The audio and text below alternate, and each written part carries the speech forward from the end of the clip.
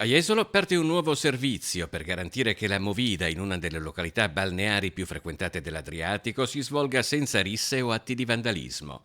Dando esecuzione ad un progetto avviato durante la precedente amministrazione, il comune guidato con dal Ascom, neosindaco Christopher FIPE De e Zotti dà SIL. il via ad una nuova iniziativa di controllo del territorio. Da ieri sono presenti una decina di steward che arriveranno fino a un numero di 20 nei prossimi giorni, che saranno operativi nella zona centrale di Piazza Mazzini, nell'Arenile e sulla piazza dalle 23 alle 5 del mattino per andare a fare informazione e prevenzione rispetto ai comportamenti da tenere e a un divertimento civile. Tra i centri con la vita notturna più vivace e che soprattutto esercitano una forte attrattiva verso i più giovani, Jesolo ha vissuto fenomeni di degrado e violenza nelle ore notturne, il cui contrasto è ai primi posti nell'agenda dell'amministrazione.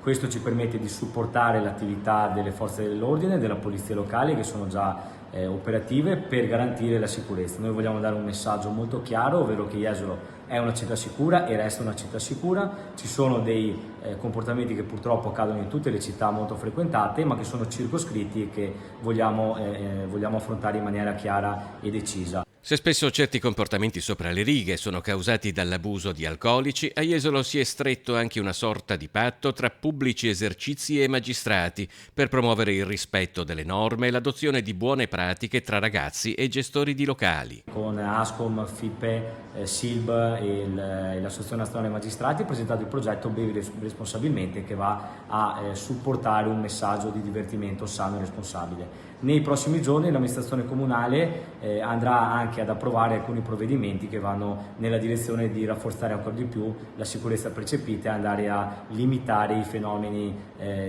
di disturbo della quiete pubblica, di risse e che possono rovinare le vacanze.